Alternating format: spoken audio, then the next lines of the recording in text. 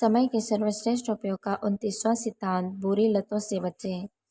यहाँ हम शराब और सिगरेट के गुण-दोष पर बातचीत नहीं करेंगे क्योंकि यह स्वास्थ्य का विषय है।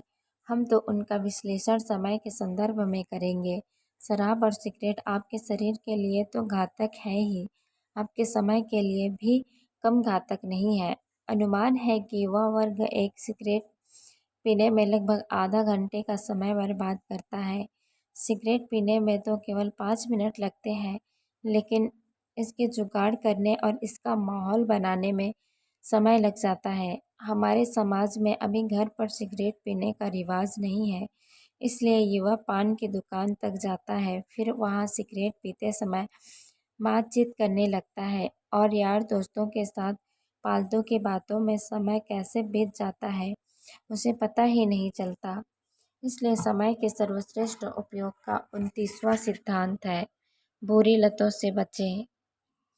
शराब तो समय को और भी ज़्यादा बर्बाद करती है। अगर कहा जाए कि शराब समय को बर्बाद करने वाली सबसे बुरी लत है,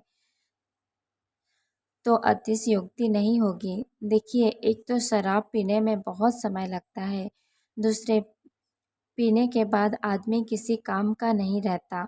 वह ना कुछ कर सकता है, ना किसी जगह जा सकता है, ना किसी से मिल सकता है, ना ही फ़ोन पर ढंग से बात कर सकता है। शराब पीने के बाद दुर्घटनाओं की आशंका बढ़ती है, सो अलग। यही नहीं, शराब पीने से अगला दिन भी खराब होता है क्योंकि इसकी वजह से अगली सुबह सिर दर्द या हैंगओवर हो जाता है, दोपहर तक चलता है। शराब की आदत छोड़ने से हमारा बहुत सा समय बच सकता है।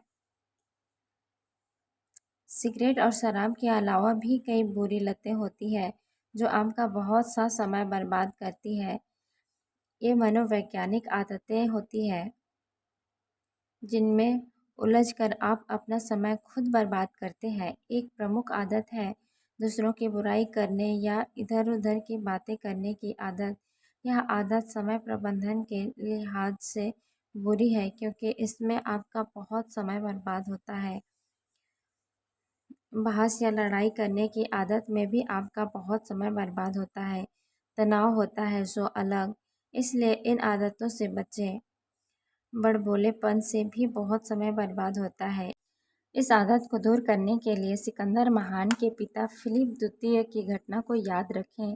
सभी प्रमुख यूनानी शहरों पर कब्जा करने के बाद फिलिप द्वितीय ने लैसीडेमन पर चढ़ाई करने का फैसला किया और वहाँ वहाँ के नागरिकों को यह चेतावनी भरा पत्र भेजा, तुम्हें सलाह दी जाती है कि तुम अविलंब समर्पण कर दो, क्योंकि अगर मेरी सेना तुम्हारे शहर में घुस गई तो मैं तुम्हारे खेत नष्ट कर दूंगा, तुम्हारे नागरिकों को मार डालूंगा और तुम्हारे शहर को जलाकर राख कर दूंगा। लैसीडेमन के लोग चाहते तो इसका मुंहतोड़ जवाब दे सकते थे, लेकिन उन्होंने जवाब में सिर्फ एक शब्द लिखकर भेजा। अगर फिलिप को संदेश मिल गया और उसने लैसीडेमन पर चढ़ाई का इरादा त्याग दिया।